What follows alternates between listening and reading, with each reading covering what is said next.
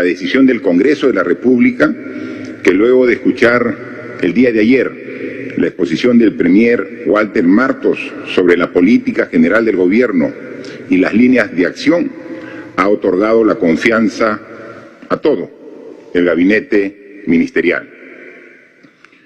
El amplio respaldo de 115 votos a favor obtenido por el Premier y el gabinete es una expresión de unidad, de diálogo, consenso. ¿Diálogo y consenso?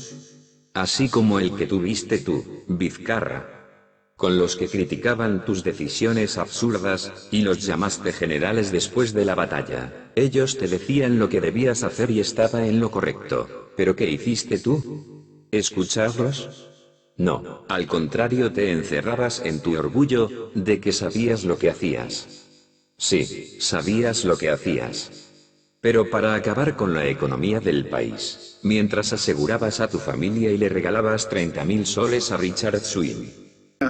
En la lucha frontal, directa y decidida contra la pandemia, focalizando la atención y el despliegue del Estado en las zonas más golpeadas por la enfermedad. También hemos coincidido en que es necesario un trabajo más cercano a la gente. ¿Lucha frontal contra la pandemia? Con la pandemia no se lucha, una pandemia se controla, cosa que fuiste incapaz de hacer. ¿Un trabajo más cercano a la gente?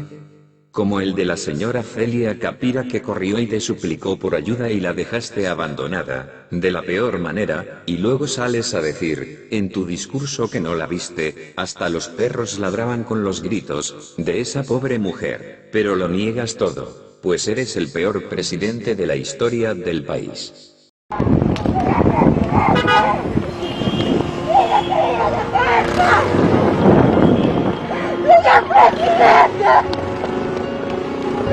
¡Déjate ir a la cárcel! ¿Por qué lo dejo así?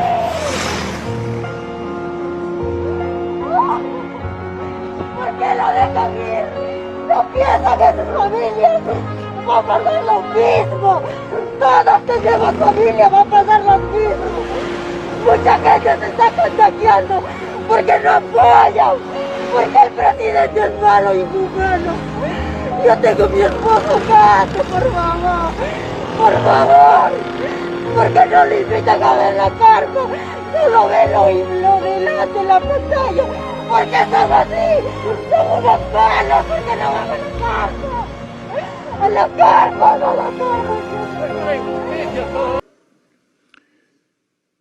Ayer el Premier fue enfático, que este es un gobierno que es de campo, que si bien tiene que estar en reuniones para establecer algunas medidas, normas, y tiene que luego liderar eso en su sector, en cada ministerio, es un gobierno que sale al campo, que se ensucia los zapatos. Ninguno de los ministros, ministras, tiene temor alguno de contactar e interactuar con la población, porque a ella, a la población, nos debemos. Hipocresía total. A la población te debes, sí, pero te recuerdo cómo le pagaste a la población. Echándole la culpa de los contagios, incitando a cierta gente ignorante a odiar a la misma población, diciendo que ella era responsable de los contagios. ¿Y por qué? Mejor no explicas el por qué seguiste adquiriendo las famosas pruebas rápidas que dan falsos negativos, cuando la persona está contagiada, en vez de adquirir pruebas moleculares que sí detectan el virus. Pues eres incapaz de hacer lo correcto. Bueno, a continuación escuchemos las nuevas medidas, que yo diría son más de lo mismo, pero escuchemos lo que dice. Porque el nivel de contagio del virus ha tenido diferentes fases desde que se inició el estado de emergencia a mediados del mes de marzo. Marzo y abril estuvo en constante ascenso el nivel de contagio. Mayo se mantuvo ese crecimiento con una curva que bajó en su pendiente. En junio comenzamos a ver con bastante confianza de que el virus comenzaba a ceder y comenzó primero lo que se llamó una meseta y una ligera tendencia a la disminución en el mes de junio, ¿no? Y fue así que comenzaron a activarse diversas fases para el inicio de las actividades económicas de la población. Y en julio, en base a la información que nos da los científicos, el personal profesional del Ministerio de Salud, se ha visto un rebrote. Es decir, esta tendencia que venía hacia la baja ha comenzado nuevamente a subir. Y eso se debe principalmente a que hemos debilitado nuestras acciones para evitar el contagio. Y tenemos nuevamente que reforzar. Para ello estamos tomando algunas decisiones, ¿no? Porque tenemos que frenar los contagios. Y eso tenemos que hacerlo entre todos. Autoridades, empresarios, pero principalmente entre todos los ciudadanos. Para ellos, hoy en Consejo de Ministros estamos aprobando un decreto supremo que modifica el decreto supremo anterior que tiene vigencia para el mes de agosto, donde en esta cuarentena focalizada estamos incorporando nuevas provincias. Exactamente nos referimos que ingresan a cuarentena en total, los que ya estaban con los que ingresan son 5 departamentos y 34 provincias, ¿no? ¿Cuáles son los departamentos que íntegramente están considerados en la cuarentena? Arequipa, Ica, Junín, Huánuco y San Martín. Luego hay 34 provincias de diversos departamentos que se los doy a conocer. La norma que formaliza saldrá publicado el día de mañana en el Diario Oficial Peruano, pero se los doy a conocer.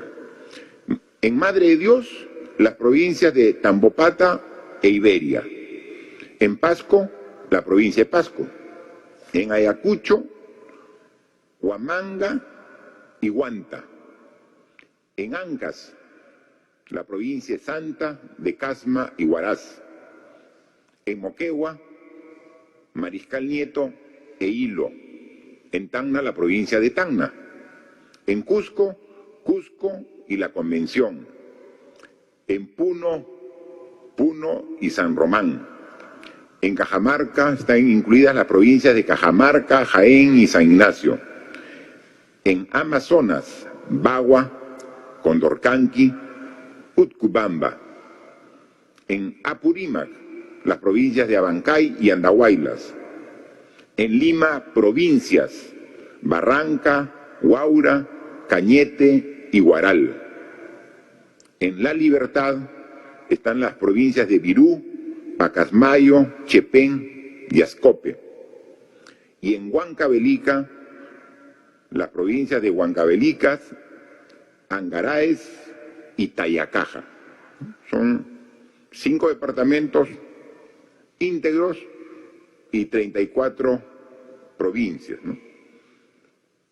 Ellos tienen en su conjunto que cumplir las normas que ya todos conocemos, hemos pasado por la cuarentena, y no lo hacemos con otro fin, sino el de cuidar la vida y la salud de los ciudadanos que viven en esas regiones y en esas provincias, que es fundamental.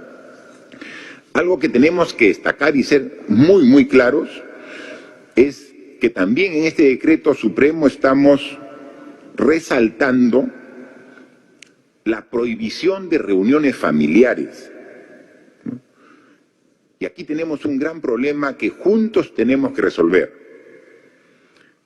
Todos sabemos cuáles son las medidas de protección para evitar el contagio del virus.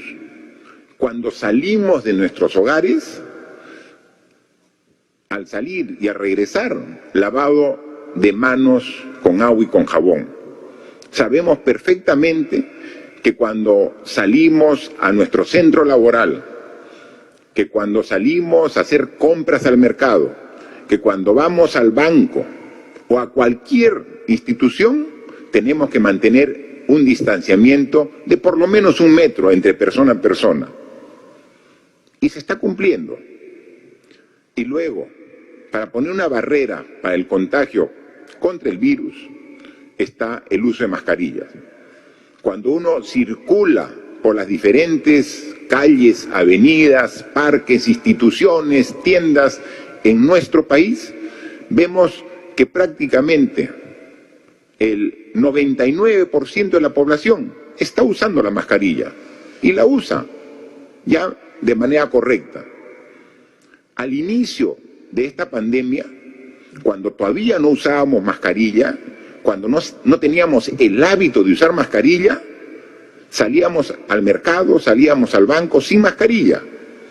Y entonces regresábamos a casa muchas veces contagiados por un extraño, el que vendía en el mercado, el señor o señorita que nos atendía en el banco. Quizás esas personas extrañas eran las que nos contagiaban. Ahora, en función de la evaluación que hacen el equipo profesional del Ministerio de Salud, dicen que el principal foco de contagio ya no se está dando en esos lugares que era al inicio, porque estamos respetando en gran forma las medidas de protección, las cuales ya todos las conocemos. Ahora quien nos está contagiando son las personas que conocemos, son nuestros familiares, que nos vienen a visitar después de algunas semanas o meses que no los veíamos a nuestro domicilio. Son los amigos, cuando nos reunimos para hacer una pichanguita de fulbito en el barrio.